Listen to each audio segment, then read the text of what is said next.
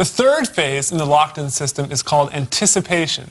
And this is something very, very, I call it euphoric or out of body. And that is when something changes, or when you change something or I change something without even knowing that that was going to happen, without even having something that forced that reaction other than the experience of, number one, gigging or doing a studio session, and number two, playing with a certain group of musicians.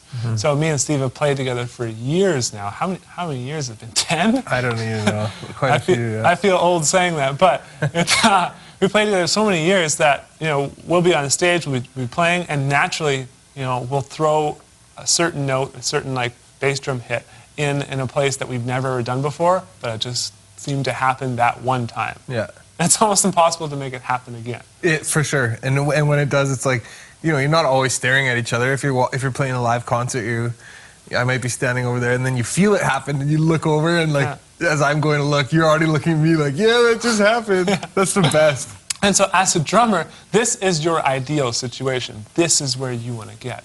And I think some of the best drummers are the ones that naturally just do this. And some will call it natural talent, others will call it experience, others will call it, you know, that they've learned lots of technical stuff that's formulated itself into, you know, this amazing drummer. And there's probably some truth to every single one of those, but I just think it's a very important thing to recognize that it's there and that it's something you want to grow at as a drummer.